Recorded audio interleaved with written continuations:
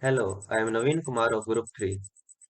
We were given a problem statement to classify the wine as good or bad from the given data, which was presented in the form of a CSV file. So while handling data, we have to do the data pre-processing, which consists of data cleaning, data integration, and data reduction. In data cleaning, we have checked for the NaN values, which were 0 in our case. In data reduction, we have checked the correlation of each of the column with our target attribute, that is quality, and plotted it. And we have reduced data such that the columns which are 0.1 are not used in our models.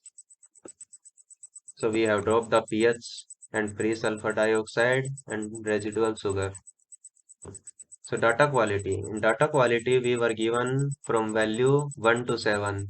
So we have chosen a value 5 above which the good quality wine is predicted and below which the bad quality wine. So after data pre-processing, we have to divide our data into 70-30 ratio for which 70% data is used for training purpose and 30% data is used for our testing purpose. Now we will discuss different types of model we use briefly. Hello, my name is Amit Kumar, roll number B21150, and I am here to explain about the KNN algorithm that we used in our project. So, what is KNN? KNN stands for K nearest neighbor. It is a non-parametric supervised learning classifier which uses proximity to make classification or prediction about the grouping of an individual data point. While it can be used for either regression or classification problem, it is typically used as a classification algorithm, working off the assumption that similar points can be found near one another. K-NN classifier determines the class of a data point by majority voting principle.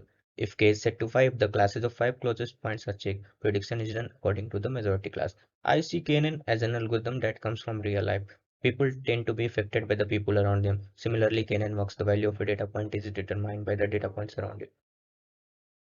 So let's see how the scannen works. We compute Euclidean distance for a given test example with every training example and sort the examples in training set in the ascending order of distance to test example. Then we choose the first k example in sorted list where k is the number of neighbors for test example and the test example is assigned the label or the most common class among its k neighbors. So how K affect our prediction? Generalization changes when K is increased. What we need is a robust and accurate model. An overfit model can change our prediction dramatically after every small changes in the data points, but an underfit model is likely to have poor performance on both training and testing subsets. So preferably K is chosen odd or prime. And let's see why is KNN called lazy learner, because it doesn't learn a discriminative function from the training data but memorizes the training data set instead to predict class of a test example. So this is the code snippet for KNN used in our project. I have defined an Euclidean function to compute Euclidean distance and accuracy score to compute accuracy, and the actual KNN model is inside the predict function. And this is our output where accuracy is 0.6985. Thank you. Hello everyone, I am Pankaj Punia, roll number B21111. I prepared GMM part of our project for classification of quality of a wine. As we know that if our data is forming a single cluster, then it's better to use base classifier. But in real world scenario, there might be possibility that our data is not forming a single cluster. Instead, it follows many clusters. In such scenario, we use GMM as our classifier. GMM is a modified version of base classifier. It is a superposition of many Gaussian distribution as it can break down a single cluster into multi-cluster. It assumes that there are certain number of Gaussian distribution and each of these distribution represent a cluster. Hence, Gaussian mixture model tends to group our data points belonging to a single distribution together. In Gaussian distribution, our main goal is to maximize the log likelihood function with respect to GMM parameters.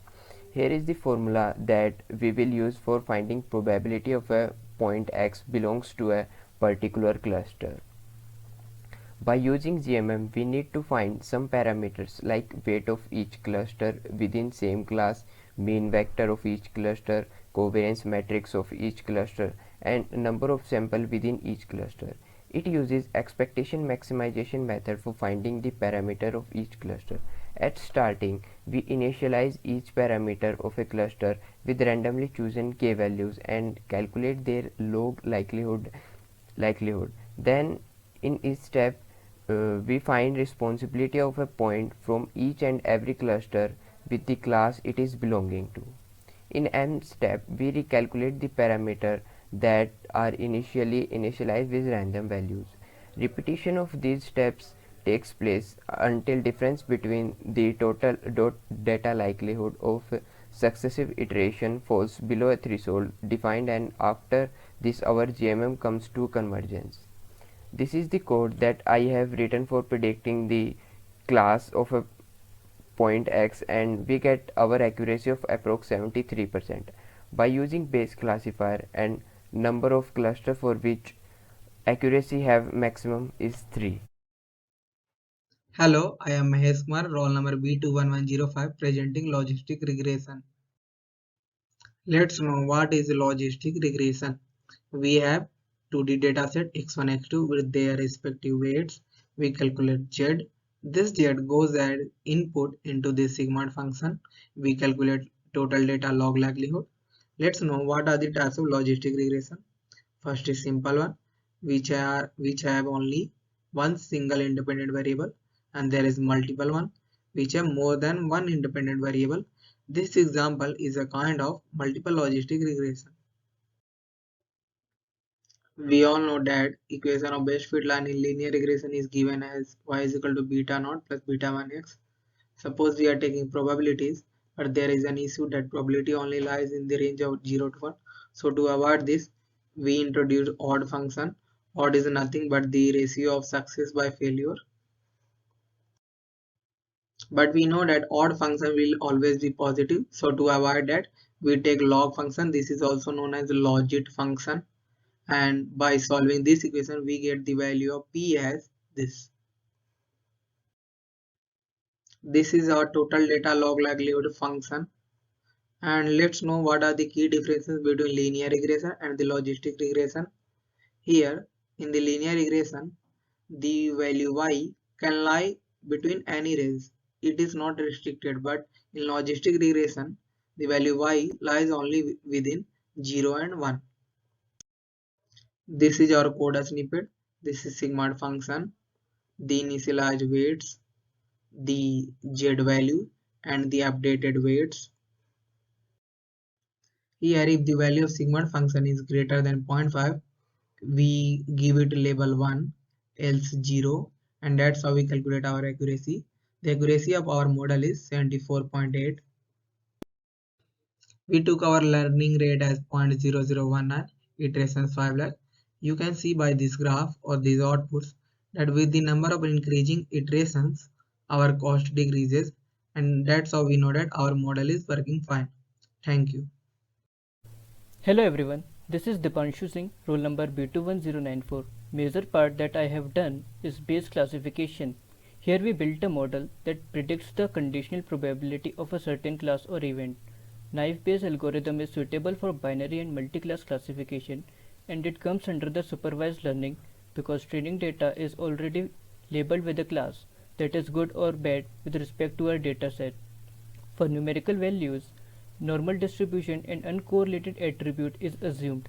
This is the Bayes theorem, and Bayes theorem for multiclass will be as follows. But there is a catch. The predictors, basically our feature vectors, are not discrete values here. They are continuous values with regards to our dataset, and we require a modification in order to apply the Bayes theorem in our model. For this, we will be discuss Gaussian naive Bayes. We have two classes and continuous values, so we have to use multivariate Gaussian distribution for finding the likelihood by this formula. This exponent part is basically Mahalanobis distance, and these are the parameters in our case. The dimension d will be 8 after pre-processing of all the data for getting better output for our model. After getting the likelihood, we need to simply find the posterior probability of a class by this method, and when we find the posterior probability, if our probability is greater than 0.5, then we simply label that point x to that class. Thank you. And these are the code snippet for the Bayes classification during our model, and it is the output. and we are getting 72% accuracy for our model. Hello everyone, my name is Sahil Gupta and my roll number is B21125. Till now we have seen all the models that we have used in our project, including Bayes, GMM, KNN and loss solution.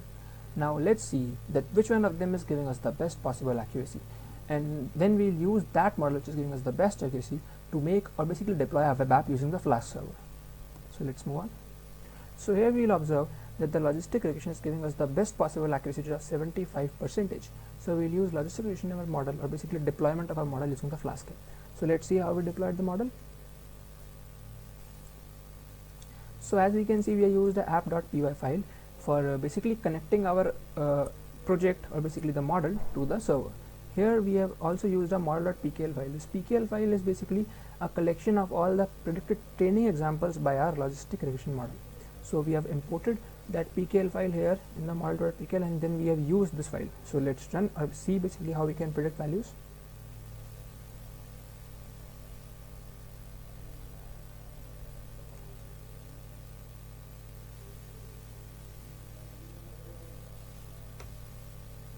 So whenever I use this localhost IP address given by the VS Code, we will find this kind of interface for our fine quality predictor model.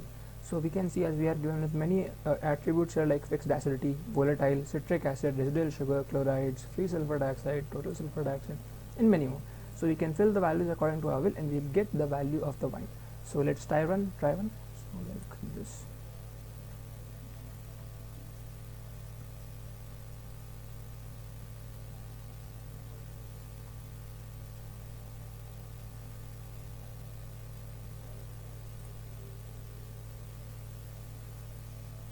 So here we got the quality of wine which used to predict is good.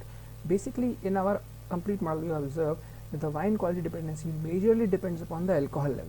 As if I try to keep all the attributes same, but I change the alcohol level, like I make it below 6, like 5, and I try to predict the attribute, I will observe the quality of wine is bad. So basically, wine quality depends upon the alcohol level in the wine. So that's all with it. Thank you, ma'am. This is our project.